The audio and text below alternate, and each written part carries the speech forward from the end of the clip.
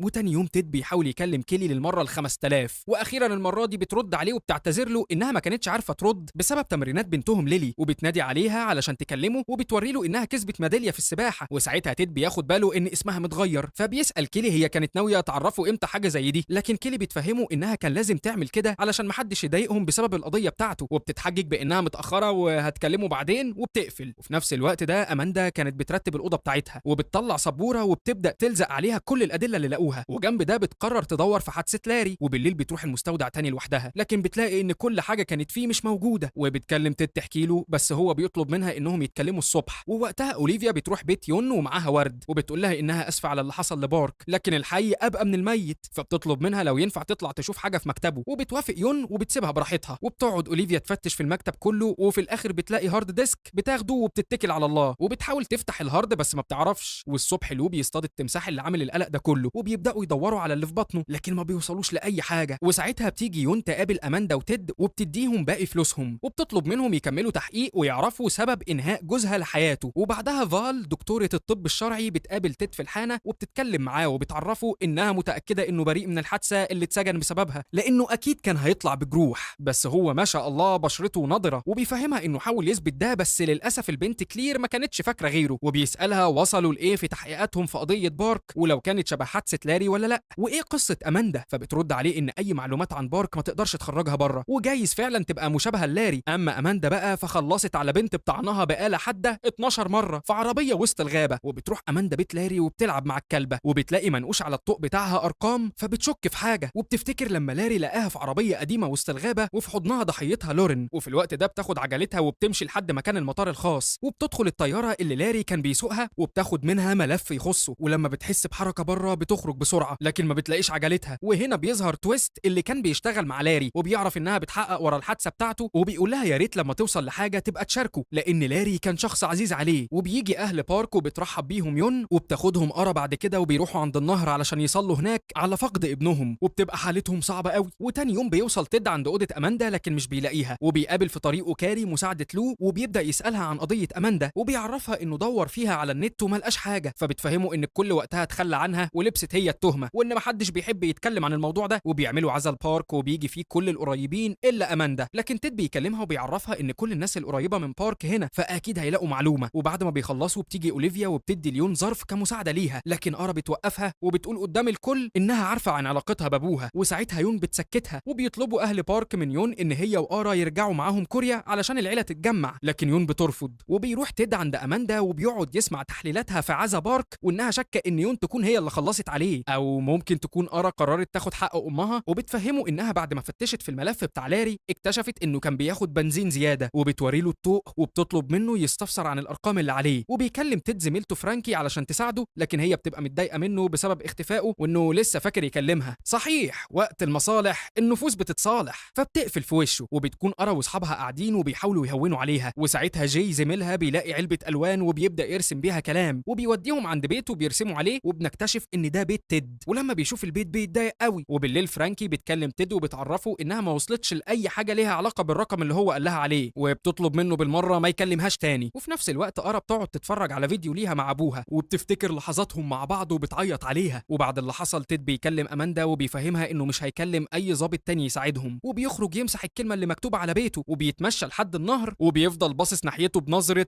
انا ما وصلتش لحاجه من اللي حلمت بيه. وتاني يوم جوان ام لورين بتيجي من السفر وبيستقبلها لو وبيطمن عليها، وبيكون باين عليه الزعل لما بيتكلموا عن لورين، وبيسيبها تستقر في البيت وبيمشي. وبعدها اماندا بتعرف مكان تويست وبتروح لعنده وبتكتشف انه بيربي تعابين وبيستخرج المصل منهم وبيبيعه للناس كعلاج، وبيعرض عليها انه يديها جرعه منه وهتعيش حياتها كلها بمناعه حديد. لكن هي بتشكره وبتفهمه انها هتعيش مع المرض اهون ليها من مصل التعابين. وبيروح تيد عند لو وبيعرفه اللي حصل في بيته وانه متاكد ان ليه يد في الموضوع، لكن لو بيسيبه وبيمشي علشان عيد ميلاد بنته جورجي. وبتكون يون عند بنتها وبتطلب منها تلم هدومها وترجع مع جدتها وجدها لكوريا، لكن ارا ما بتكونش عاوزه تمشي فبتهاود امها، وفي الاخر بتخرج تقول لهم انها مش هتمشي من هنا وتوصلوا بالسلامه. وفي نفس الوقت كيلي بيتكلم تيد بس هو بيبقى مشغول فبيقول لها هكلمك تاني بالليل. وبيدخل بيت يون مع اماندا وبيتكلموا مع ارا وبتعرفهم انها شافت ابوها مع اوليفيا في العربيه سوا، وبعدين راحوا فندق بالليل وكان الوقت متاخر، وبتوريهم صور كدليل. وبتقول لهم يون انهم عاشوا موقف زي ده لما كانوا في كوريا، وبيطلب منها تيد انهم يطلعوا يشوفوا مكتبه، وبيمسك علبه وما بيعرفش يفتحها، ولما بيفضل يهزها جامد بيقع منها ورقتين تانيين غير اللي اماندا لقيتهم قبل كده. وبعد فتره تيد بيخبط على اماندا لكن ما بتكونش موجوده، فبيلقى المفتاح وبيدخل وبيبدا يبص على رسوماتها وبيبقى شكلها غريب. وبتيجي في اللحظه دي اماندا ومعاها العشاء وبيتكلموا على العناوين اللي لقوها. وتاني يوم بيروحوا عند المستودع وبيشوفوا ناس بتدخل حاجات جواه، وبيلاحظوا ان الراجل اللي واقف جنب الموتوسيكل هو اللي كان بيجري وراهم المره اللي فاتت. وفي نفس الوقت اوليفيا بتروح اجتماع مع المديرين بتوعها وبيبقوا شاكين ان بارك قبل ما يفقد حياته خد معلومات ما كانش ينفع يعرفها، وبيسالوها لو كان ليها علاقه بالموضوع ده ولا لا، لكن هي بتقول انها ما تعرفش حاجه عن الكلام ده وما كانش فيه علاقه بينهم اساسا. وبيكون تيد مستنيها وبيمشي وراها بالعربيه لحد محل تصليح الكمبيوتر وبيتكلم معاها عن علاقتها هي وبارك، فبتريح اوليفيا دماغها وبتقول له انهم كانوا سوا وبتسيبه وبتمشي. وبيدخل تيد المحل وبيمثل انه عاوز يصلح هارد، ومن هنا بيعرف ان اوليفيا سلمتهم الهارد اللي معاها علشان يتصلح. وبتروح اماندا تقابل ارا يمكن تطلع منها بمعلومه، وفعلا بتوقعها بالكلام وبتعرف ان يون كدبت عليهم وان اللي حصل في كوريا كان بسببها هي مش بسبب بارك. وبيوصل تيد للماركت اللي جورجي وجي شغالين فيه وبياخد اكل للبط بتاعه، فبيقترحوا عليه يبقوا يبعتوا له هم الطلبات. ولما جي بياخد العنوان بيعرف ان هو ده الشخص اللي كتبه على بيته بالرش، وبتكون جورجي بتحط له حاجته في العربيه وبيصورها جي وهو قلقان. وبيرجع تيد تاني عند اماندا وبيقعدوا يتكلموا عن كل واحد وصل لايه، وبيعرفها ان اوليفيا بتسرب معلومات لشركه منافسه. وبعدها اماندا بتروح مستخبيه عند بيت يون وبتحط الجهاز في عربيتها، وساعتها يون كانت جوه بتلم كل الفلوس اللي الناس قدمتها وبتمشي. وفي حفله عيد ميلاد جورجي بيتكلم له معاها وبيفهمها انه عارف اللي عملوه عند بيت تيد، وانه لما قال لها عليه كان علشان تبعد عنه ومش تقرب. وبتيجي جوان وبتقدم هديتها وبتبقى سلسله كانت بتاعه لورين، وتعابير وش لو بتتغير لما بيعرف انها بتاعتها. وفي نص الحفله تليفون لو بيرن فبياخد كاري وبيمشي، وبتيجي لاماندا رساله ان عربيه يون اتحركت، فبتمشي وراها لحد ما بتوصل عند يخت وبيخرج منه صاحب الموتوسيكل برايس وبيتكلموا سوا، وبتديله يون فلوس كتير وبعد مناقشه بياخدها منها. وفي نفس الوقت ده بتوصل عربيات الشرطه عند الشط وبيلاقوا هناك باقي اشلاء حد، فبيتجمع تيد واماندا وبيروحوا يقابلوا فال وبيعرفوا منها ان بارك ما انهاش حياته بنفسه، لا ده في حد هو اللي عمل كده. وبيرن تليفون تيد وبتكون كيلي وبتقول له انها هتبيع البيت وهتسافر في حته تانية لان الناس هنا برضه بيضايقوهم بسبب قضيته. وبيقرر تيد انه يرجع لعيلته ويبدا يلم هدومه، ولما بيتكلموا اماندا بيعرفها انه راجع سيدني وبيطلب منها تخلي بالها من البط بتاعه وبيخرج من البيت، لكن بيهجم عليه حد من وراه وبيضربه وبيحاول تيد يهرب بس الشخص ده ما بيدلوش فرصه لحد ما بيقفل عينه وما بيبقاش معانا على الكوكب. وبالليل في نفس الوقت ده لو بيكون رايح لجوان لانها كلمته وهي منهاره، ولما بيوصل بيلاقيها مش قادره تلم حاجات لورين فبيقول لها انه يساعدها. والصبح بيكون تيد كل ده مرمي جنب العربيه وبيفتكر لقطات من ماضيه. وبعدها اماندا بتيجي علشان تاكل البط بتاعه وبتلاقيه مرمي في نص الصاله وحالته ما تطمنش، فبتكلم الاسعاف وبياخدوه على المستشفى. وبتطلع فالو وبتبقى فاكره انها عملت له حاجه وبتقول لها تكلم حد من عيلته، وبتحاول توصل لرقم مراته من مركز تدريب بنتها لكن هي ما بتردش. واثناء ما كان لو بيحقق مع يون بتجيله كاري وبتبلغه ان في حد هجم على تيد، فبيروح له المستشفى وبيعرفوا حالته وبيشك ان اللي ضربه هو نفس الشخص اللي انهى حياه بارك. وبيخرج له وبيسال اماندا عن اللي حصل وبيفهمها انه ما بيحبهاش بس ممكن يكون الدور عليها. وفي الوقت ده تيد بيبقى محشور في ذكريات الماضي، وبنعرف ان يوم الحادثه اللي تم اتهامه بيها الجو كان مطر والاتوبيسات كلها واقفه، وان كلير بنت ال 13 سنه كانت مستنيه اتوبيس وبيقابلها تيد وبيعرض عليها يوصلها، وهي لما بتعرف انه ظابط بتركب معاه وبيوصلها لحد بيتها بامان. وتاني يوم لما بيرجع الشغل بيتكلم مع زميله وبيعرفه انه متهم بالتعدي عليها، وبكده تكون حياه تيد المهنيه انتهت. وبتروح اماندا عند يون وبتواجهها بكل حاجه وان هي اللي ورا انهاء حياه بارك، لكن يون بتنكر كلامها وبتفهمها ان اللي حصل في كوريا ملهوش اي علاقه وبتعرفها انها استغنت عن خدماتهم. وبترجع اماندا على بيت تيد تيد علشان تحقق وتوصل للي عمل فيه كده، وبتصور كل حاجه. وبيروح لو عند جوان وبيدخل اوضه لورين وبيبدا يلم حاجتها كلها في صناديق، وبيفتكر لما قبض على اماندا وبيتاثر وما بيقدرش يكمل وبيمشي. وبتدخل فال وبتفوق تيد، واول ما بيصحى بيكون عاوز يمشي، وبتيجي جارته ايف توصله لبيته. ولما اماندا بتسمعه بتمشي من الباب التاني، وبيتصل تيد بكيلي وبتقول له انها عايزه تسيبه. فاليأس بيتملك من تيد وبيروح ينزل النهر وبيقعد يخبط بايده على امل ان التمساح يطلع له ويخلص عليه، لكن التمساح بيغزله المره دي وما بيطلعش. فبيدخل بيته وبيقع في نص الصاله، وبيفتكر له يوم حادثه لورين وانها كانت مع انيتا في حفله وبيشربوا سوا. والصبح تيد بيفوق وبينظف بيته وبيروح لاماندا، ولما بتشوفه بتديله تلج لوشه وبتبدا تتكلم معاه عن الشخص اللي هجم عليه. فبيرد عليها بكل بساطه انه عارف مين عمل كده من تسجيلات الكاميرات اللي هو حاططها، وبيكون جاي. وبياخد تيد من اماندا عنوان اليخت وبيروح يبص فيه بصه، وبيرجع لها بصندوق وبيقول لها تفتحه، وبيكون جواه تمثال. والمفاجاه لما بتكسره بتلاقي تعبان، وبيستنتجوا ان يون بتهرب تماثيل لبره البلد. فبياخدوا بعضهم وبيروحوا على يون وبيسالوها عن الموضوع، ولو كانت بتمول برايس او بارك وهو اللي بيعمل كده، لكن بتعرفهم انها بتلعب قمار عند برايس وبتدفع له علشان بس يظبطها في الورق مش اكتر. وهنا بيستنتجوا ان ممكن يكون بارك كشف اللي هي بتعمله وده السبب وراء انتهاء حياته. وبالليل اماندا كانت بتطلع النفايات وبتلاحظ اللوجو بتاع لاري على العلبه اللي تيد جابها من مركب برايس. فبتروح لتيد علشان تحكي له، وبيقول لها واضح ان لاري كان بينقل لهم البضاعه دي بطيارته. وبعدها بتوصل عند برايس وبتبلغه انها محتاجه شغل تسلي بيه وقتها وبتقدم له فلوس. فبيقترح عليها انها توصل له طلب معين، ولو كده تعتبر نفسها بتشتغل معاه، والطلب ده بيكون مصل من تعابين. وفي نفس الوقت اوليفيا بتروح المكتب وبتلاقي في قفاها روي مدير الشركه وبيسالها بتعمل ايه هنا ولو كان الهارد ده بتاع بارك، وبتاكد على كلامه وبتفهمه انها كانت بتشوفه. فبيحس انها مخبيه حاجه وبياخد منها الهارد يبص عليه، وبيعرفها ان لو في مشكله تخص المشروع الاداره هي اللي هتحلها. وبتحصل مشاده كلاميه بين لو وجورجي بسبب حبيبها جاي، وبيطلب منها تقلع السلسله اللي جوان اديتها لها كمان. وبعدها بيطلع على المركز وبيصور الملف بتاع حادثه لورين، وبيقابل تيد وبياخده على مكان بعيد شويه لحد ما بيوصلوا المخزن، وبيعرفوا انه بتاع اماندا، وبيسلموا ملف القضيه وبيقول له يدور وراها علشان يعرف حقيقتها. وبيفتح تيد المخزن وبيلقى جواه العربيه اللي كان فيها الحادثه بتاعت اماندا ولورين. وبتكون حاله اماندا مش احسن حاجه بعد ما قابلت جوان، فبتاخد جرعه من المصل اللي معاها وبتخرج بره الحانه وبتشرب، وبتحكي يوم حادثه لورين بكل اريحيه. وبعدها مولي بتكلم تيد علشان يجي يشوفها، وبعد شويه بيوصل وبيخرجها بره، لكن لما بيعرفها انه كان في المخزن بيتخانقوا وبتسيبه وبتمشي، وبيفضل طول الليل يدور عليها مع مولي. وبتفتكر اماندا لما كانت بتلبس قناع وبتدخل الحفله يوم حادثه لورين. وبنعرف ان لاري بعد ما لقى اماندا زمان بلغ الشرطه بس ما تخلاش عنها من بعدها. والصبح بتكون اماندا نايمه في بيت تيد وبتحكي له ان لاري هو اللي كان بيحاول يوقفها على رجلها من تاني، وانها لسه مش مصدقه انه انهى حياته بالشكل ده. وفي نفس الوقت جوان بتقدر تتخطى وفاه لورين وبتدخل تلم باقي حاجتها، وبتكلم لو يجي وبتديله الصندوق. وفي وقت تاني بتدخل آرا عند امها وبتلاقيها منهاره وحاسه بالذنب لانها السبب وراء انهاء حياه بارك، لكن آرا بتحاول تهون عليها وبتفهمها ان ده مش صح، وبتروح تاخد رماد ابوها وبتمشي. وبيرجع تيد لاماندا وبيعرفها ان الرقم اللي كانت لقيته ده رقم جرعه المصل، وبيستنتج ان ممكن يكون لاري خد منها قبل ما ينهي حياته، او انه كان عارف ان تويست وبرايس مهربين ويمكن كمان يكون اشتغل معاهم. وبالليل بتوصل آرا عند اماندا علشان تعمل لها تاتو بالكلمه اللي كانت مكتوبه على عربيه بارك، وبتفسر اماندا ده انها مشاعر حنين للاب. وبتقرر اوليفيا تروح بيت يون، ولما بتخبط ومحدش بيفتح بتدخل بكل قلب لحد مكتب بارك وبتبدا تفتش فيه تاني، لكن بتخرج لها يون وبتطردها. وبعد ما بتمشي بيكون في عربيه نورها عالي جايه وراها بسرعه، فبتضطر تخرج عن الطريق. وبتكلم تيد وبتخليه يجي وبتحكي له اللي حصل، ولما بيوصل بيطلب منها يتكلموا بصراحه. فبتفهمه ان المشروع اللي بيعملوه لازم يقف لانه بيضر البيئه، والوحيد اللي كان معاه المعلومات هو بارك، ده غير ان ويندي كانت ضد الفكره دي اصلا وبيحاول يمنعها. وتاني يوم الصبح تيد بيروح لويندي وبيبلغه ويندي انه مش هو الشرير في القصه، وبيطلب منه يبدا من عند تويست. وبيكتشف تيد ان تويست مستثمر مع شركه روي. وبعدها اماندا بتجتمع مع برايس وتويست وبتواجه الاتنين ببعض، وبتفهمهم انها عارفه انهم شغالين سوا، وبتسال لو كان لاري اشتغل معاهم، لكن تويست بيقول لها ان دي شغلانته لوحده. وبيروح تيد ليون وبيعرفها حقيقه شغل بارك والمشاكل اللي كانت حاصله بسبب المشروع، وبيمسك ازازه المشروب المفضل ليه وبيكتشف في غطاه فتحه سريه وبيتفاجئ ان فيها فلاشه. وبعد كده برايس بيفهم اماندا ان لاري كان صديقه وبيوصل له طلبات، ولما بتواجهه بكتابه لاري لرقم الجرعه بيعرفها ان ذاكرته كانت اضعف من السمك واكيد كتبها علشان كده. وبعدها اماندا بتروح لمكان تويست، ولما بتدخل بتتفاجئ بوجود برايس، وبيبدا تويست يكلمه عن مصل من التعابين وبيشجعه ان يمسك تعبان منهم، واول ما بيعمل كده بيعضوا التعبان وبيبدا المصل يجري في عروقه. وبيستغل تويست الفرصه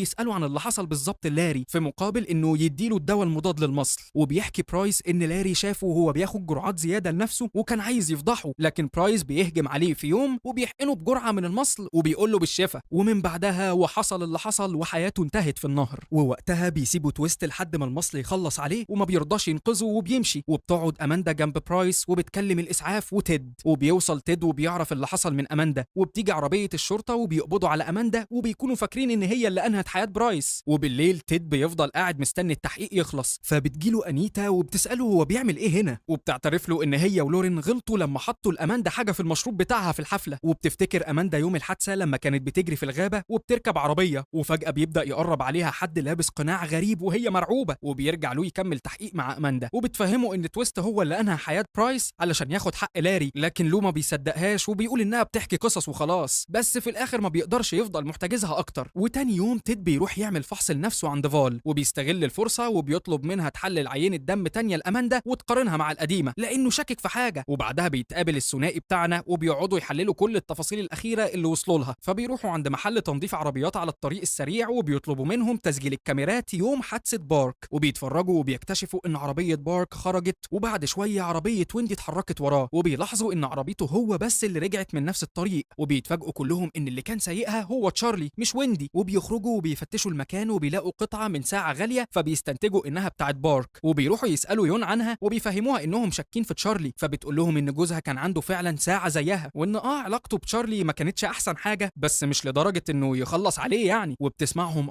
فبتاخد العربية وبتمشي من البيت. وبعدها بيطلع تيد على مكان ويندي وبيسألوا عن تشارلي، فبيقول له انهم اتخانقوا وما يعرفش مكانه. وبتكلموا اماندا وبتعرفوا مكان علشان يتحرك على هناك. وبيوصلوا وبيلاقوا الاتنين قاعدين جنب بعض، وبتبدأ تعترف باللي حصل، وبتحكي ان بارك شافها هي وحبيبها سوا. فبيتخانقوا وبيقول لها انهم هيرجعوا كوريا وبياخدها علشان يمشوا. وبيمسكوا تشارلي وبيشدوا مع بعض، وبتتصرف علشان تبعد ابوها عن حبيبها، فبتضربه باقرب حاجه بتمسكها. وبيقع بارك على الارض ما بيحطش منطق، وبيحاول تشارلي يهديها. وبعدين تشارلي اخفى العربيه وجسم بارك، وكان فاكر ان لو حصل له زي لاري محدش هينخرب وراه. وبيروحوا عند بيت يون وبيحكوا لاهلهم كل اللي حصل، والشرطه بتيجي وبتاخدهم وبتتقفل قضيه بارك. لكن لسه في قضيه تيد بيجري وراها وعاوز يعرف حقيقتها، وهي قضيه اماندا. وبيتكلموا فال وبتعرفوا ان العينه فعلا مش بتاعت اماندا، وانهم غلطوا وضيعوا شباب البنت. فبيسالها مين اللي كان باعت لها العينه دي، ووقتها بترد انه لو. وبيرجع تيد واماندا الكافيتيريا وبيعرفها ان انيتا ولورين حطوا لها حاجه في المشروب في الحفله خلاها تهلوس، وانها ما كانتش في وعيها لما خلصت على لورين، وان لو كان عارف وبيغطي عليهم هما الاثنين. لكن اماندا ما بتصدقوش، فبيواجهها بالرسومات الغريبه بتاعتها وبيعرفها ان كل ده كان بسبب الهلاوس. فبتسيبه اماندا وبتمشي. وبالليل بعد ما بتقعد مع نفسها بتقرر تروح للو وتفهم منه كل حاجه. وبيكون هو قاعد بيتفرج على فيديو ليه مع لورين، وبنكتشف ان لو مرتبط بلورين وبيخون مراته معاها. وبيقفل لو الفيديو وهو متاثر جدا، وبيتفاجئ ان اماندا وراه وبتطلع تمشي بسرعه اول ما بيشوفها. وبتروح عند بيت تيد لكن ما بيكونش موجود، فبتدخل الغابه علشان تهرب من لو، بس هو بيبقى وراها كل ده. ولما بتوقفه بيبدا لو يقول لها قد ايه اللي عملته اثر فيه، حتى لو متخدره ما كانش ينفع تعمل كده. وبيفهمها ان لورين لما جت وراها هو اللي كان باعتها علشان تطمن عليها، لكن اماندا كانت في عالم تاني اصلا وطعنت لورين وهي مش مدركه. وبنعرف ان لو كان موجود معاهم في الحفله دي، ولما لورين اتاخرت بيروح يشوفها وبيعرف اللي حصل وما بيقدرش يعمل حاجه، فبيسيبهم هما الاثنين وبيمشي. وهنا بتفاجئوا اماندا ان لورين وقتها كانت لسه عايشه وكان في ايده انه يساعدها، بس هو قرر ما يفضحش نفسه. وبتقول له كمان ان عيلته وكل الناس فاكرينه احسن واحد وما يعرفوش اللي فيها. وساعتها لو بيصوب المسدس اللي معاه على اماندا علشان تسكت. وفي اللحظه دي بيجي تيد وبيقول له ما يتصرفش تصرف غلط، ورصاصه تيد بتبقى اسرع وبتيجي في كتف لو، وبياخدوه على المستشفى باسرع ما يمكن. وبتخرج اماندا وهي مش مصدقه كل اللي عاشته ده، وانها في النهايه طلعت ما خلصتش على لورين بقصد. وبيهديها تيد وبيعرفها ان كل حاجه تمام من النهارده.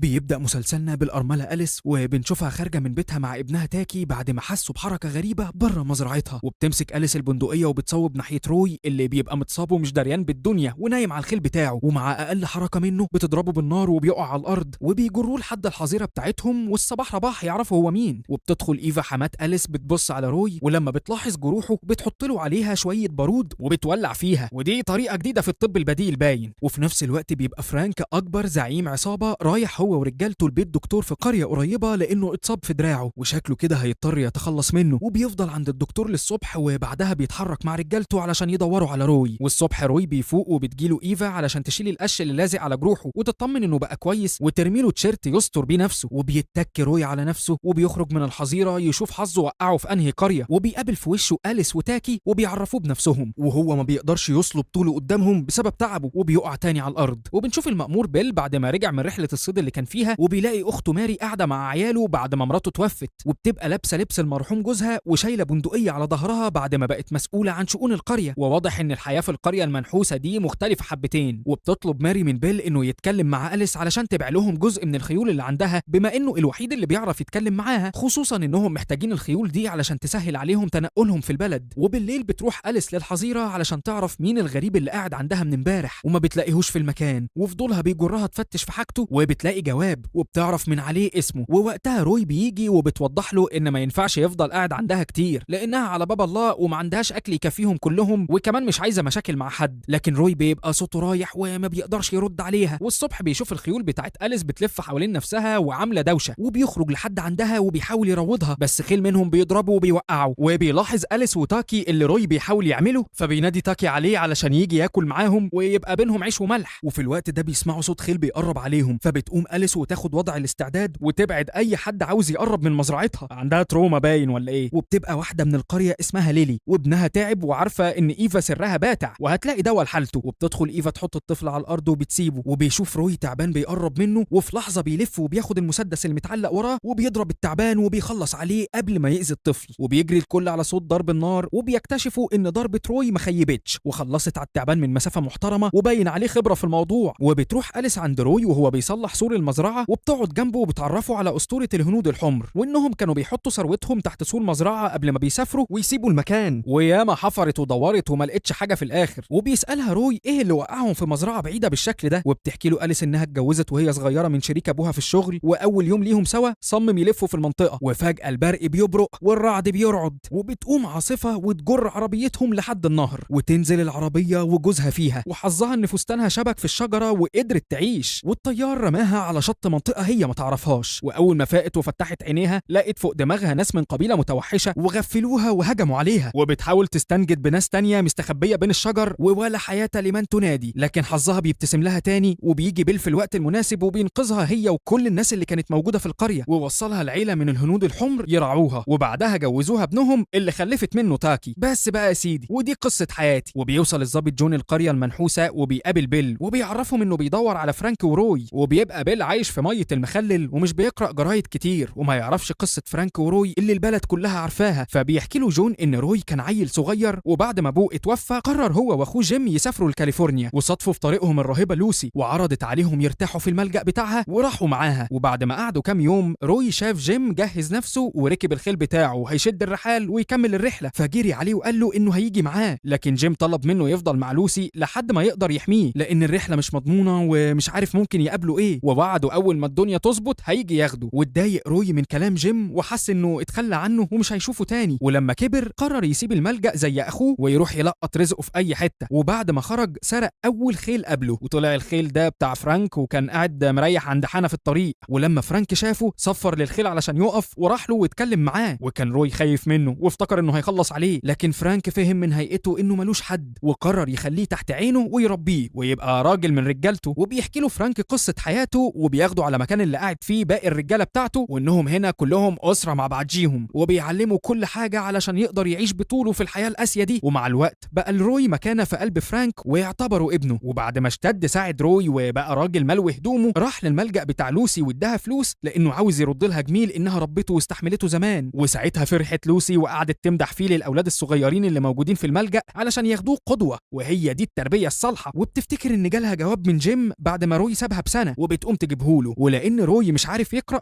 حط الجواب في جيبه وسكت. والكلام بتاع لوسي بيحز في نفسيه روي وبيفضل في دماغه لانه مش زي ما هي فاكره، وبيقرر يعمل انقلاب على فرانك لما رجع له تاني. واتطفل واحد من رجالته على روي وكان عاوز يقرا الرساله اللي معاه، فهدده روي يتقي شره ويبعد عنه. لكن واحد تاني ما قدرش يمسك لسانه وساله هو خلقه ضيق عليهم ليه، وغلط. وروي كان مستني حد يغلط فقد اعصابه بقى ونزل فيه ضرب، والاول مره ما يسمعش كلام فرانك وخد بعضه ومشي. وفي مره بيعرف عرف روي بخطة فرانك إنه هيسرق قطر فيه غنيمة منجم، وسابهم يكملوا سرقة واتسحب من غير ما حد يحس بيه، وهجم على ناس من رجالة فرانك وخد منهم الغنيمة وطلع يجري، وسلام يا ابن العبيط، وجري وراه لحد ما الخيل بتاع روي اتصاب وبقى مستحيل يكمل بيه الطريق، ووقف بيه في وادي وخلص عليه، ولف خلص له بالمرة على كام واحد من رجالة فرانك قبل ما يقربوا منه، وضرب ناحية فرانك الرصاصة اللي طيرت دراعه، ورجع فرانك قرية القطر من تاني وخلص على باقي الناس اللي فيها لما حاولوا يعلموا على رجالته. وبعدها كان جون معدي من عند القرية وشاف كل اللي فرانك عمله، وما قدرش يعمل حاجة أكتر من إنه بلغ الجيش إنهم لازم يقبضوا على فرانك واللي معاه، وبيحذرهم جون من فرانك لأنه سرق كل المناجم ومش ناقص إلا منجم قريتهم، وخصوصا لما فرانك يعرف إن قريتهم أغلبها ستات لأن كل رجالتها راحوا في انفجار المنجم وما تبقاش غيرهم. وبنشوف روي بيحاول يروض الخيول مرة تانية وبيقدر ينيمهم كلهم بنفس الطريقة اللي علمها له فرانك وهو لسه ورور صغير. وفي الوقت ده بيجي بيل المزرعة عند أليس علشان يطلب منها تبيع لهم خيول، لأن البلد الفترة الجاية هتبقى لبش بسبب فرانك اللي هيجي لهم في زيارة قريب، وبيدور على واحد اسمه روي. وأول ما بتسمع الاسم بتاخد بيل على البيت يشربوا شاي ويحكي لها موضوع روي ده، ووقتها بيجي روي وبيعرف إن بيل مأمور القرية وبيوضح له إن هو روي اللي الكل بيدور عليه، وبيحكي له اللي حصل معاه. وبعد ما بيسمعوا بيل بيقبض عليه وبياخده معاه لحد مبنى الأمن، وبيقابل في وشه المساعد بتاعه وايت اللي عارف له حركتين بالمسدس وماشي يعملهم، وبيطلب منه يسجنه في الزنزانة الوحيدة اللي عندهم. وما بيرضاش بيل يعرف وايت بحقيقة روي، وبيخترع له اسم جديد يتعامل بيه وسط الناس في القرية، لأن لو اتعرف هو مين هتبقى مشكلة. وبنشوف راهبة قاعدة مع الصحفي ديلي وبتبقى متوترة وخايفة وهي بتحكي له إنها شافت روي اللي الكل بيتكلم عنه من كام يوم عند مقابر قريبة من الكنيسة بتاعتهم، وكان عمال ينبش في قبر حد وخد هدوم الجثة ولبسها ومشي. وبعدها شافت الإعلان اللي ديلي عامله عن روي وقررت تيجي تبلغه. وبالليل بيوصل جي صاحب شركة التعدين علشان يتفق مع ماري وباقي ستات القرية لأنه عاوز يشتري المنجم بتاعهم ويبعت رجالته تشتغل فيه ويتنغنغوا ويريحوا الأيادي الناعمة، ومحدش منهم ينزل يساعد في شؤون القرية بعد كده. وكلامه بيضايق ماري لأنهم أهل القرية الأصليين ومش عاوزين حد من بره هو اللي يحكمهم، لكن أغلبية الستات بيوافقوا على كلام جي لأنهم تعبوا من الحياة دي وهم مش متعودين عليها. وفي الوقت ده بيبقى روي بيتكلم مع وايت وبيعرف منه قصة أليس، وإن الكل ما بيحبهاش لأنها لما رجعت بعد حادثة جوزها كانت عايزة حقها من الأرض بتاعته اللي بقت ملكها دلوقتي، لكن في راجل وعياله كانوا حاطين إيديهم عليها وما رضيوش يرجعوا لها حاجة. واتدخل بيل في الموضوع وراح للراجل علشان يوري له الورق القانوني بتاع الملكية، لكن عيال الراجل اللي خد الأرض هجموا على بيل وقامت بينهم معركة، واضطر بيل يخلص عليهم علشان يحمي نفسه ويرجع أرض أليس. وبعدها بيطلع 2 سكرانين من الحانة وبيعملوا نوش في المكان وبيضربوا نار، فبيروح لهم بيل وبيطلب منهم بأدب يمشوا من هنا، ولأن نظره بقى شيش بيش بيتكفي على وشه وبيبقى مسخرة القرية. وبيخرج وايت يضرب له طلقتين وبيمشي العيال دي، وبيلم بيل كرامته وبيدخل المكتب وبيتكلم مع روي وبيسأله عن الطريق اللي جه منه على هنا، وبيجمع ان فرانك زمانه بيدور عليه ومسألة وقته هيبقى فوق دماغهم. وبيفهموا روي ان طول ما الكل ما يعرفش هو مين عمر فرانك ما هيجي هنا، لكن قلب بيل ما بيطمنش لكلامه. وفي نفس الوقت ده بيفوق ديلي من نومه وبيسمع دوشة تحت في مكتبه، وبينزل يتفاجئ بفرانك عنده وبيطلب منه يكتب له مقالة من ايديه الحلوين دول ويعرف الكل ان اي حد هيخبي روي ومش هيسلمه هيبقى مصيره زي مصير قرية القطر وهم حرين بقى. وتاني يوم بتحاول أليس تروض الخيول علشان تقدر تبيعهم، وبتبقى محاولة فاشلة لان الخيل بيفلت منها وبيوقعها على الارض، وبيتفتح باب الاسطبل وبتهرب كل الخيول بره المزرعة. وفي الوقت ده بيروح بيل يودي عياله عند ماري وهي بتصطاد، لانه قرر بالليل يساعد جون والجيش علشان يقبضوا على فرانك ويحمي قريته قبل ما حد يدخلها. وبعدها بيروح على المكتب بيلاقي معجبين روي كتير وكل ستات القرية جايبين له اكل، وبيبقى قاعد هو وايت بياكلوه، وبياخد بيل البندقية بتاعته وبيعرف وايت وروي انه هيروح يجيب الدب من ديله ويجري ورا فرانك قبل ما يجي لهم هنا ويخلص عليهم. وبيقابل في طريقه الخيول بتاعت أليس بس ما بيقدرش يرجع لها غير جزء منها، والباقي هرب ناحية البحيرة، وبيعرفها انه هيطلع في رحلة ومش هيبقى موجود الفترة الجاية وتخلي بالها من نفسها. فبتستغل أليس الفرصة وبتروح على المكتب بتاع بيل وبترفع بندقيتها على وايت وبتخليه يخرج روي من الزنزانة ويسجن نفسه بداله، وبتاخد روي وبترجع على مزرعتها وبتطلب منه يروض لها الخيول بتاعتها ويعلمهم ازاي يقدروا يتعاملوا معاهم، لان ابو تاكي ما لحقش يعلمه حاجة وما قدامهاش غيره. وبيوافق روي ينفذ طلبها، وقدام ده تعلمه ازاي يقرأ لان عيب في حقه يبقى شحط كده ولحد النهارده مش عارف يقرأ رسالة اخوه الوحيد. وبيقابل فرانك في طريقه عيلتين عاملين كامب صغير كده على قدهم، وبيقعد معاهم رخامة هو ورجالته وبيحكي لهم قصة حياته وانه في حرب بين الهنود الحمر وباقي القبايل، وانه خسر عيلته كلها وما تبقاش غيره هو والمروحة، وانه اتعلم من الحياة ازاي يقدر يعتمد على نفسه. وبقى فرانك اللي قدامهم ده وبقى يلم كل متشرد مش لاقي اهله لحد ما كون عيلة، وانه اكتر واحد حبه كان روي، لكن هو هو غفله واتمرد عليه فجأة، وزي ما بيقولوا الطعنة ما بتجيش إلا من أقرب الناس ليك. وبيوصف لهم شكله وبيسألهم لو كانوا شافوه كده ولا كده، وبيعرفوه إنهم لسه جايين المنطقة امبارح وهو ورجالته أول ناس يقابلوهم. فبيسكت فرانك وبيفكر يا ترى روي استخبى فين، وبيشق بيل طريقه وبيوصل عند محطة قطر وبيدخل الاستراحة وبيطلب من الموظفة تعمل له فطار لأنه مشي من بيته على لحم بطنه، وبتعرفه إن القايمة قدامه يختار اللي يعجبه وما بيبقاش شايف حرف منها، وبيقول لها تعمل له أي حاجة. ووقتها بيجي راجل عجوز قاعد على ترابيزة تانية وبيتكلم معاه وبيفهمه إنه لاحظ تعب عينه، وبيقدم له الحل الجوهري اللي ما خطرش على بال أي حد، نظارة، وبيشتريها بيل منه لأنه هيحتاجها في طريقه الطويل. وبيروح للبوسطة وبيكتب رسالة لجون وبيعرفه فيها إنه سجن روي عنده في القرية ودلوقتي بيدور على فرانك. وبيكمل بيل الطريق وبيوصل للوادي اللي قامت فيه معركة بين روي ورجالة فرانك، وبيتخيل ازاي روي قدر يخلص عليهم زي ما اتحكاله. وبيلاحظ هندي بخيل ابيض واقف زي تمثال على الجبل، وبيروح له وبيسأله لو شاف المعركة اللي حصلت، لكن الهندي ما بيدهوش عقد نافع وبيسيبه وبيمشي. وبنشوف جون قاعد مع جي صاحب شركة التعدين وبيحكي له على فرانك وروي، وباين كده انها قصته المفضلة، وبيطلب منه ما يسيبش القرية المنحوسة لان كلهم هناك ستات ومعهمش راجل يحميهم. وبيعرفوا جي انه هيبعت رجالته هناك وما يشيلش هم القرية لان ليه هناك مصالح وحماية القرية دي اهم عنده من حياته. وفي نفس الوقت بيخرج روي من الحظيرة وبيجهز نفسه علشان يروض اول خيل، ولما تاكي بيلمحه بيسيب كل اللي في ايده وبيقعد يتفرج عليه. والموضوع بيبقى صعب على روي وبيقع من فوق الخيل، بس ما بيستسلمش وبيحاول تاني، والمرة دي بيطلب من تاكي يفتح له باب الاسطبل وبيجري بيها في الغيطان المحاوطة، وبيرجع تاني على المزرعة. لكن المرة دي بتبقى ماري ووايت جايين وراه ولمين معاهم ستات القرية بربطة المعلم، وبيسألوا أليس عن اللي عملته في وايت وازاي تهرب روي، وبتعرفهم أليس انها محتاجة مساعدته، وبتعرض عليهم لو عاوزين يشتروا الخيول تبيعها لهم بمبلغ قليل ما عدا 6 منهم علشان تقدر تسافر لبوسطن وتمشي من هنا. والعرض بيبقى مغري لماري وبتوافق على البيعة وبتسيب لها روي. وبتوصل رسالة بيل لجون لكن بيتجاهلها وما بيرضاش ياخدها من الساعي، وبيبقى ديلي شايفه من مكتبه وفضوله بياكله وبينادي على الساعي ياخد منه الجواب يشوف فيه ايه. وفي طريق بيل بيقابل الناس اللي كان فرانك قاعد معاهم وباين انهم مضروبين، وبيسألهم لو شافوا فرانك، وواحدة منهم لما بتشوف شرط المأمور بتتكلم وبتعرفه انها سمعتهم رايحين لقرية قريبة من هنا وبتطلب منه ينقذ الناس من شرهم. وبنعرف ان وايت اللي بيمثل فيها دور الضابط معجب ببنت اسمها لويز من قرية بلاك آدم اللي جنبهم، وبيروح لحد عندها وبيتحجج عشان يشوفها انه جاي يتعلم الموسيقى. وابوها بيعصر على نفسه ليمونة وبيستقبله في بيته، وبيجهز روي نفسه للخيل الجديد. وبتيجي ايفا وبتقعد تضرب فيه لانه لابس لبس ابنها، وده بالنسبة لها فال مش حلو، ربنا يطمنك يا حاجة. وبعدين بيعرض روي على تاكي انه يحاول يركب الخيل ويكسر حاجز الخوف اللي عنده لانه راجل المزرعة ولازم يتعلم. وبيجرب تاكي واول مرة بيقع، وبيفضل روي وراه وبيقومه وبيخليه يركب تاني، ونفس النتيجة بيقع برضه، والمرة دي ما بيبقاش قادر يقوم تاني. وبيحس روي ان كفاية عليه كده النهاردة، لكن بيتفاجئ بتاكي بيقوم وبيركب الخيل تاني وبيعافر معاه لحد ما بيقدر يسيطر عليه. وبالليل بتعمل أليس كوبايتين شاي وبتبدأ تعلم روي ازاي يقرأ ويكتب اسمه، وبعدها بيسيبهم علشان يناموا. وتاني يوم الصبح روي بياخد تاكي وبيروحوا يجيبوا الخيول التانية وبيعلموا ازاي يمشي بيهم في الطريق، وبيحذروا من انواع اشجار بتبقى موجودة في الغابة ممكن تأذي الخيل. وبيقابلوا في طريقهم الرجالة اللي بعتتهم شركة التعدين وهم بيستكشفوا المكان، ووقتها إد القائد بتاعهم بيشوف نفسه عليهم وبيعاملهم بطريقة مش كويسة، وبيسألهم بيعملوا ايه في المكان، وبيوضح له روي انهم كانوا جايين يصطادوا والحظ ما حالفهمش يعني. فبياخد إد رجالته وبيمشوا وبيسيبوهم، وبيقدر روي وتاكي اخيرا يسيطروا على باقي الخيول وبيرجعوا بيهم على المزرعة. وبيوصل إد للقرية المنحوسة وبتتجمع كل الستات، وبيعرفهم بما انهم هيشتغلوا في المنجم فهيحطوا ايديهم على كل حاجة في القرية، وبيعين إد نفسه مأمور عليهم لحد ما بيل يظهر. ووقتها بتيجي أليس وبتطلب من كالي مدرسة القرية كتاب لتحسين القراية علشان روي. وبالليل بيقف جون في قرية قريبة من القرية اللي روي اتربى فيها، يمكن فرانك يعدي من هناك ويقدر يقبض عليه. وبيدخل حنا وبيسأل صاحبها لو في مجموعة من الناس عدوا من هنا، والراجل بيبان عليه التوتر وبيعرفه انه ما شافش حاجة. وبيلف جون وبيتفاجئ بفرانك قاعد مستنيه في المكان، وما يعرفش ان ده كمين فرانك عامله علشان يخلص عليه. وبعد ما بينهي حياته بيطلع من جيبه ورقة مكتوب فيها عنوان لوسي، وبيقول لرجالته ان قريتها محطتهم الجاية. وبيوصل بيل القرية اللي فرانك خلص على جون فيها وبيكتشف اللي حصل، وبيطلب من السكان انهم يوصلوا جثة جون للعنوان بتاع بيته، وبيسيبهم وبيمشي وهو بيستحلف لفرانك زيادة. وبيروح إد لقرية بلاك آدم اللي لازقة في القرية المنحوسة دي، وبيعمل معاهم معاهدة سلام لانه عارف الخلاف اللي بينهم وبين سكان القرية المنحوسة بسبب المنجم والمخلفات بتاعته اللي بوظت لهم ارضهم وما بقوش قادرين يزرعوها. وبيأمرهم إد يعملوا نفسهم ترش عن اي حاجة ممكن تحصل لهم في القرية جنبهم لانهم مش حمل تقوم بينهم حرب، والا هيشوفوا الوش التاني بتاعه وياخدوا ارضهم. والتهديد اللي في كلام إد ما بيعجبش سكان قرية بلاك آدم. وبيوصل ديلي للقرية المنحوسة وبيدخل الحانة وبيسأل بيسأل الكام حاج اللي قاعدين عن بيل وبيمثل عليهم انه باعت له رسالة بيبلغوا فيها انه قبض على روي، وبيفهموا واحد منهم ان بيل لو عمل كده يبقى ضحك عليه ومفيش حد بالاسم ده هنا، فبيستغل ديلي الوضع وبيقول لهم ما تعرفوني قصتكم بقى. فبيحكوا له ان القرية دي كانت زي الوردة المفتحة، والرجالة كل يوم الصبح يصحوا ويتمشوا مع الستات بتاعتهم لحد باب المنجم اللي شغالين فيه، وبعدها الستات بياخدوا بعضهم وبيروحوا يقعدوا في اي حتة سوا ينموا على العالم ويجهزوا طلبات البيت. ده روتين حياتهم. وفي يوم ما طلعتلوش الشمس دخلوا الرجالة للمنجم وحصل انفجار كبير جواه وراح فيه الكل، وتوقف حال القرية وما تبقاش غيرهم، وكل ستات القرية من يومها بقوا بيشتغلوا في كل حاجة واي حاجة. والصبح بيقرر روي ياخد تاكي ويطلعوا يصطادوا حاجة يرموا بيها عظمهم، وبتعرض عليهم أليس ما يروحوش لوحدهم، وبيفتكر روي انها هتيجي معاهم وبيفرح، لكن بيتفاجئ انها هتبعت معاهم ايفا. فرحة ما تمت. وبيتحركوا على الغابة وبيحاول روي يعلم تاكي ازاي يقدر يصطاد ذكر الغزالة الحلو اللي هناك ده، وبيتأخر تاكي وما بيضربش نار، وبيلاحظوا الحيوان وبيهرب بعيد، وبيفوتوا اول فريسة، وبيروحوا عند النهر يجربوا حظهم ويصطادوا سمك، وبيلاقوا هناك عربية البريد وقع في النهر، وبياخد منها روي صندوق الرسايل علشان يبقى يتسلى ويتمرن على القراية فيهم، وبيختاروا مكان يباتوا فيه ليلتهم. والصبح بتبقى ايفا ربنا يديها الصحة اصطادت فريسة بنت ناس وشكلهم هياكلوا لحمة لحد ما يزهقوا. وتاني يوم ماري بتروح تدي وايت اكل وما بتلاقيهوش، وبتقلب عليه القرية كلها، واللي بيفقع مرارتها ان محدش بيديها اهتمام ولا فارق معاهم الواد اختفى فين. وبيبقى وايت عايش حياته مع لويز وباين انه مش موضوع بسيط بينهم، لكن ابوها بيجي يرجعها البيت وبيعرف وايت انه مش مرتاح له، وكفايه انه من القريه المنحوسه، ويا ريت لو كل واحد يفضل في حاله بقى ويبعد عن بنته. وبياخدها على البيت يعلمها الادب، وبيتعصب وايت لما بيشوفه وبيبقى هيصوب ناحيتهم، وساعتها بيجي روي وبيمنعه يعمل حاجه زي كده. وبيرجع وايت على القريه ولانه وحداني بيقعد يتغدى معاهم في المزرعه، وبعدها بيقوم يمشي. وبنشوف بيل بعد ما لف الكره الارضيه ورا فرانك وبيقف يريح عند النهر وبيغسل وشه وبيشرب شويه ميه، وبيتعمل عليه الكماشه من رجاله فرانك، وبدل ما هو اللي يلاقيهم هم اللي لاقوه. وفي الاول بيمثل بيل عليهم انه صياد جاي في رحله وتاه، لكن الكلام ما بيدخلش مخ فرانك، وبيهدده لو ما قالش الحقيقه هتبقى نهايته على ايده. فبيعرفوا بيل بكل شجاعه انه مأمور وكان ماشي وراهم علشان يسلمهم للجيش يتصرفوا معاهم بقى بكل الجرائم اللي عملوها. وبيوضح له فرانك ان حياته مش هتخلص على ايد مأمور، وهو عارف نهايته كويس، وبيسيبه وبيمشي، ولو الحظ جمعهم هيشوفوا مين هيخلص على التاني. وبعدها بيطلع بيل على مقر الجيش وبيعرفهم مكان فرانك علشان يلحقوا يقبضوا عليه، لكن قائد الجيش بيبقى مريح دماغه وكل همه يحلق دقنه الصبح ويفطر كويس ومستني الاوامر تجيله. وبيخرج بيل من عندهم قفا يقمر عيش، وواضح انهم مش هيساعدوه. وبالليل بتتمشى ليلي مع اد في القريه وبتحكي له قصه حياتها وحياه ابنها، وبتعرفه انه كان هيتوفى لولا روي اللي ضرب نار على التعبان وخلص عليه من طلقه واحده، وكلامها بيجذب انتباه اد. والايام بتعدي وكل يوم بيقدر روي يروض خيل جديد من خيول أليس، وفي نفس الوقت بتبقى هي مشغوله بالحفر في البير اللي في مزرعتها لحد ما بيطلع ميه يشربوا منها. وبيكبروا السور بتاع المزرعه علشان الخيول تاخد راحتها اكتر في المكان. وبالليل زي كل ليله بيقعدوا سوا يكملوا دروس القرايه بتاعت روي. وبيوصل فرانك مع رجالته لقريه لوسي وبيلاقي الملجأ بتاعها ما فيهوش صريخ ابن يومين، وبيبقى مستخبي جواه راجل بيحاول يهوشهم بالبندقيه اللي معاه، ولانه اقوى منه بيقدر واحد من رجاله فرانك يخرجه بره. ووقتها بيسالوا فرانك عن مكان لوسي وبيكتشف انها سابت الرهبنه وفتحت حانه، وبيجمع فرانك ان روي جه هنا قبلهم وساب لها فلوس تنغنغ نفسها بيهم. وبالليل بتروح أليس تقعد مع روي وهو بيقرأ الرسائل اللي لقاها وبتسمع حكاوي الناس، واللي بيشكي لحبيبته همه، واللي الشوق واكله ومستني يرجع لعيلته. وفي الوقت ده بينادي تاكي على امه وبيقطع حصه تنميه اللغه، فبتضطر تسيب روي وتقوم. ووقتها بيحس روي انه اتطفل على العيله دي وده مش مكانه وما ينفعش يكون معاهم. وتاني يوم بيتكلم مع أليس وبيعرفها على طبيعه كل خيل علشان يسهل عليها التعامل معاهم، وبيخيرها لو هي هتبيع تبيع انهي منهم. وبيفاجئها روي بانه لازم يمشي من مزرعتها لان لسه في مهمه ما نفذهاش، وهي انه يخلص على فرانك. وبيفتح قلبه لأليس وبيحكي لها القصه اللي ما تعرفهاش، وانه بعد ما اتاكد ان فرانك مش وراه راح ودفن ابوه في قبر يليق بيه، وكان مقرر هينهي حياته، لكن في حاجه جواه خلته يغير قراره ويمشي. ووصل هنا وحب القريه بالناس اللي فيها، وبيفهمها انه اتسبب في انهيار قريه كامله لما هرب، ومش عاوز حاجه زي كده تتكرر تاني، خصوصا لو هتحصل في القريه المنحوسه. وبينطلقوا بالخيول كلها لحد المباني الرئيسيه في القريه، وبيدخلهم روي الاسطبل. ووقتها بيشوفهم ديلي وبيسال واحد من اهل القريه عنهم، وبيركز مع ملامح روي والفار بيبدا يلعب في دماغه، بالذات بعد ما عرف انه كان مسجون وأليس هربته. وبتروح أليس ترجع الكتاب لكالي، ولانها اغنى حد في القريه بتعرض عليها تشتري المزرعه بتاعتها وهتسيب لهم القريه يشبعوا بيها، لكن كالي بترفض عرضها فبتسيبها أليس وبتمشي. وساعتها روي وتاكي كانوا مستنيينها بره، وبيجي لهم اد وبيحاول يطلع بمعلومتين من روي لانه مش مرتاح له، بس بيحبط روي محاولاته وبيعرفه انه ماشي جنب الحيط وهيسيب له القريه كلها وهيمشي قريب. وبتيجي أليس وبيتحركوا سوا للمزرعه، وبيرجع ديلي للمكتب بتاعه علشان يكتب القصه اللي اكتشفها في القرية المنحوسة ويرجع لهم تاني لانه حب الجو بتاعهم قوي. وبيتضايق تاكي لما بيعرف ان روي هيسيبهم ويمشي لانه اتعلق بيه، واخيرا لقى الصاحب والاب اللي اتحرم منه وبيروح يتكلم معاه ويعرض عليه يجي معاهم بوسطن. لكن روي بيفهمه انهم مش محتاجينه في حاجه دلوقتي وهو راجل البيت، وما بيقتنعش تاكي بكلامه. ومع شروق الشمس بيشق روي طريقه بعيد عن القريه المنحوسه، وبيسيب مع أليس وتاكي الجواب بتاع اخوه، وبتفتحه أليس وبتبدا تقراه. وبيبقى جيم باعت له الجواب علشان يعرفه انه قدر يقف على رجله وكون اسره ومستنيه يجيله كاليفورنيا، وبيوصف له الحياه هناك عامله ازاي. وبيبقى باعت له مع الرساله خريطه يعرفوا بيها الطريق، فبيفتكروا ان روي رايح لاخوه. وفي الوقت ده بنشوف فرانك قاعد بيتشمس هو ورجالته، وبيجي له واحد منهم وبيوريه جريده اخبار القريه، والعنوان الرئيسي فيها هو حكايه القريه المنحوسه. وبيبص عليها فرانك بصه سريعه كده، ولما بيلمح اسم روي وانه موجود هناك بيلم رجالته ومعداتهم ويلا بينا. والجريده بتوصل للقريه المنحوسه وبيقعدوا كالي علشان هي المدرسه فتقراها لهم. وبيبقى ديلي مأفور حبتين في المقاله، وبيكتشفوا ان روي ما كانش شخص عادي وكل ده كان مستخبي وسطيهم، ودلوقتي هيجيب لهم فرانك لحد عندهم يخلص عليهم. فبياخدوا بعضهم وبيروحوا لمزرعه أليس وبيسالوها عن روي، وبتعرفهم انه ما بقاش موجود. فبيفهموها ان فرانك هيجي لهم على هنا ولازم يتصرفوا، ولان إد راجل جدا بيبلغهم انه بره الليله هو ورجالته، وبيسيبهم وبيمشي. وبتفكر ماري انهم يهربوا من المكان ويطلعوا الجبل بالخيول اللي اشتروها من أليس، ولو فرانك فعلا جه القريه مش هيلاقي حد منهم، وهو وقتها يبقوا انقذوا نفسهم. وبتعرض على أليس انها تيجي معاهم، فبتفهمها أليس ان تاكي هرب من البيت بعد ما روي مشي ولازم تدور عليه. وبتبوظ خطه ماري لان حد هجم على المسؤول عن الاسطبل وسرق كل الخيول منه، وبتتوقع ماري ان إد هو اللي عمل كده وقال ما يمشيش من المولد بلا حمص. وبتحط ماري خطه جديده وبتطلب من كل اللي موجودين يطلعوا الاسلحه اللي في بيتهم لانهم هيدافعوا عن قريتهم بنفسهم. وبيكتشف فرانك وهم في الطريق انهم علشان يوصلوا للقريه المنحوسه دي لازم يعدوا على قريه بلاك ادم، والناس دول اتعاركوا معاهم قبل كده وكانت النهايه مش في صالحهم. والصبح بيقرر روي انه مش هيهرب تاني من فرانك وهيرجع القريه المنحوسه، وبيروح مقبره ابوه وبيحفرها وبيفتح التابوت وبياخد منه الهدوم اللي سابها وبندقيته والغنيمه اللي خدها من فرانك، وبيغير هدومه وباين انه ناوي على الشر. وفي نفس الوقت بيبقى بيل معدي من المكان اللي فرانك كان قاعد فيه، وبيلمح الباقي من الجريده في الارض بعد ما ولعوا فيها، وبيكتشف انهم رايحين على القريه المنحوسه. فبياخد الخيل بتاعه وبيجري على هناك. وبالليل روي بيقابل إد ورجالته اللي واخدين الخيول بتاعه أليس، وبيعرفهم انه هياخد الخيول يرجعها لاصحابها ويكملوا قعدتهم عادي، بس مش بيوافق إد على كلامه. وعقبال ما بيعمر البندقيه بتاعته بتبقى الرصاصه خرجت من سلاح روي وصابته خلاص. ووقتها بيجي بيل وبيطلب من رجاله إد يخلوا بالهم من الخيول وياكلوهم ويشربوهم، ولو ينفع بس يحموهم يبقى كتر خيرهم، لانه هياخد روي ويطلعوا على القريه المنحوسه يخلصوا المصلحه بتاعه فرانك وهيرجعوا لهم على طول مش هيتاخروا. وبيقفوا يستريحوا عند النهر وبيتكلموا سوا، وبيفهموا روي انه ما كانش هيرجع لكن افتكر كلامه عن قريه القطر وقرر ما يبقاش ندل تاني ويتسبب في دمار قريه كامله. وبيوصل فرانك على قريه بلاك ادم وبيخبط على بيت عيله لويز، وبيمثل هو واتنين من رجالته انهم غلبانين وعاوزين يريحوا من الطريق عندهم، فبيدخلوا بحسن نيه يقعدوا يتعشوا معاهم. لكن عم لويز بيبقى عارف فرانك عن ظهر قلب، واول ما بيوضح له الحقيقه وانه عارفه بتقوم حرب المسدسات في البيت وكله بيخلص على كله. وبيطلع فرانك من البيت مش سايب حد منهم عايش الا لويز واخوها الصغير اللي هربوا من الباب الوراني وجريوا بره القريه. ووقتها قابلت وايت في وشها وخدها لقريتهم، وبيجهزوا سيدات القريه وبتوزع ماري عليهم الاسلحه الموجوده وبتدخلهم الفندق، وبتطلب منهم يقفوا في اي حته يقدروا يضربوا منها نار واللي تشوفوا تلوشوا. ووقتها بيجي وايت ومعاه لويز وبتاخد سلاح من ماري وبتضم جنب اخواتها وكل ده، وبتبقى أليس لسه ما لقتش تاكي. وبتوصل لحد قريه بلاك ادم وبتشوف فرانك ورجالته وهم مرصصين الجثث شمال ويمين ومخلصين على الكل. فبترجع على القريه المنحوسه وبتحذر ماري انهم على الابواب، وبتفهمها ماري انها المفروض ما تخافش على ابنها لان طول ما هو بره القريه هيبقى في امان. وبتطلب منها تقف في صفهم قدام التتار اللي جاي، وبتاخد سلاح وبيطلعوا يستنوا فوق السطح. وبيوصل فرانك ورجالته للقريه المنحوسه وبيقابلوا في وشهم وايت اللي ما بيلحقش يخرج المسدس من جيبه، وبيخلصوا عليه اول واحد وبيلفوا يشوفوا فين باقي اهل القريه. وبيلاحظ فرانك انهم موجودين في الفندق، والستات الاندبندنت بتوعنا بيغفلوهم وبيضربوا نار الاول وبيخلصوا عليهم واحد ورا التاني. وبيبقى فرانك واقف لا يبالي باللي بيحصل حواليه، وبيجي بيل يشتت انتباههم والكل بيستغرب هو جه منين دلوقتي، وهم عارفين انه ما بيعرفش ينشن على حد وهيفضحهم. لكن بيظهر روي وبيدخل دخله سينمائيه كده وكلهم بيدبوا في بعض. وبعد الفرهده دي الحمد لله بيخلصوا على رجاله فرانك وبينزلوا الستات من الفندق، وبتبقى اعصابهم ثابت من اللي كان بيحصل وبيقعدوا ياخدوا نفسهم شويه. الا ماري بتمشي تضرب نار على كل الجثث تاني زياده تاكيد، يعني اهو اللي ما توفاش يتوفى. وبيجي لها بيل وبيهديها وبيسالها عن عياله، ووقتها بيخرج كل الاطفال والعواجيز من الحظيره البعيده اللي كانوا مستخبيين فيها، وبيجري بيل على عياله وياخدهم حضن مطارات. وبيلف روي على جثه فرانك وما بيبقاش ليها اي اثر،